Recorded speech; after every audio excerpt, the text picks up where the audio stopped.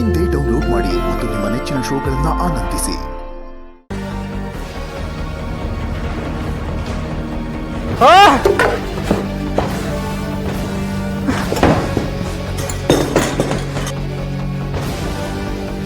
ಹೇಗೆ ನಾನು ದುರ್ಗಂಗ್ ಹೇಗೆ ತಾಳಿ ಕಟ್ದೆ?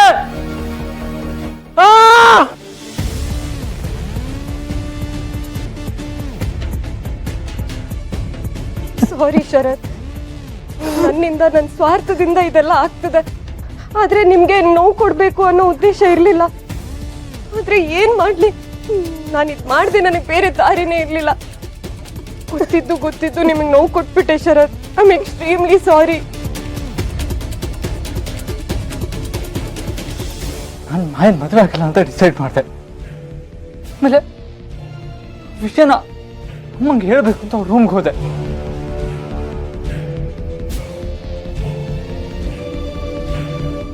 ಆಮೇಲೆ ಏನಾಯ್ತು, ನಾನು ಮಂಟಪಕ್ಕೆ ಹೇಗೆ ಹೋದೆ? ದುರ್ಗಂಗ್ ತಾಳಿ ಹೇಗೆ ಕಟ್ದೆ? ನನಗೆ ಒಂದು ಜ್ಞಾಪಕ ಬರ್ತಾ ಇಲ್ಲ.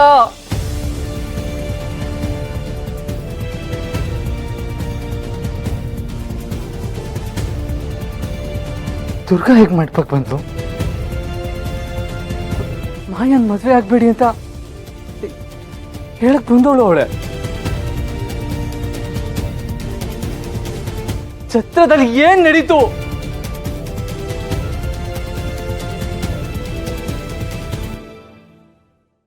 ಮಾಯನ ಮದ್ವೆ ಆಗ್ಬಾರ್ದು ಅಂತ ನೀವು ಡಿಸೈಡ್ ಮಾಡಿದ್ರ? ಹಾಗಾದ್ರೆ ನೀವು ಮಂಟಪಕ್ಕೆ ಯಾಕೆ ಬಂದ್ರಿ? ಅಲ್ಲಿ ಏನಾಯ್ತು ಅಂತ ನಿಮಗೆ ನೆನಪಿಲ್ಲ ಅಂದ್ರೆ ಏನರ್ಥ? ಏನಾಗಿರ್ಬೋದು?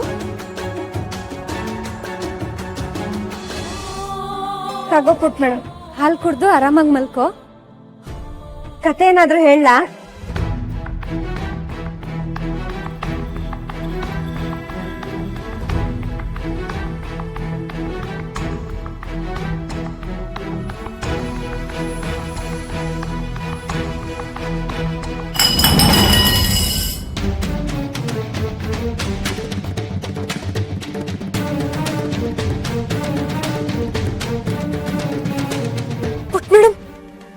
ಏನ್ ಮಾಡ್ದೆ? ನಾನೇನ್ ಮಾಡ್ದ? ನೀನೇನ್ ಮಾಡ್ದೆ? ನೀನ್ ಯಾಕೊಂಡ ಮದ್ವೆ ಆದ? ನೀನು ನಮ್ಮಮ್ಮ ಅಲ್ಲ. ನಂಗೆ ಮಾಯ ಇಷ್ಟ ಇಲ್ಲ. ಅವಳು ಅಮ್ಮನ ಜಾಗಕ್ಕೆ ಬರ್ತೀನಿ ಅಂತಂದ್ಲು. ಅದಕ್ಕೆ ನನ್ನನ್ನ ಹೇಟ್ ಮಾಡ್ತಿದ್ದೀನಿ. ಈಗ ನೀನು ಅಮ್ಮನ ಜಾಗಕ್ಕೆ ಬಂದೆ. ಅಮ್ಮ ಮಾತ್ರ ನಮ್ಮಮ್ಮ, ಬೇರೆ ಯಾರು ನಮ್ಮಮ್ಮ ಆಗಕ್ಕಾಗಲ್ಲ. ನಂಗೆ ಅಮ್ಮ ಬಿಟ್ರೆ ಇನ್ಯಾರು ಬೇಡ. ಅಂಬಿಕಾ ಅಮ್ಮ ಮಾತ್ರ ನಮ್ಮಮ್ಮ, ಬೇರೆ ಯಾರು ನಮ್ಮಮ್ಮ ಅಲ್ಲ. ನೀನು ಅಷ್ಟೇ.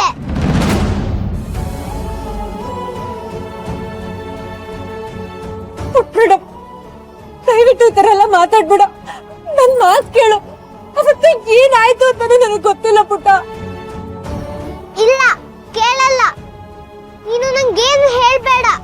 ಯು ಆರ್ ಅ ಲೈಯರ್. ನೀನು ಸುಳ್ಳು ಹೇಳ್ತಿದ್ಯಾ. ನಮ್ಮಮ್ಮ ಮಾತ್ರ ನಮ್ಮಮ್ಮ, ನೀನು ನಮ್ಮಮ್ಮ ಅಲ್ಲ. ನಂಗೆ ನೀನ್ ಇಷ್ಟ ಇಲ್ಲ. I hate you.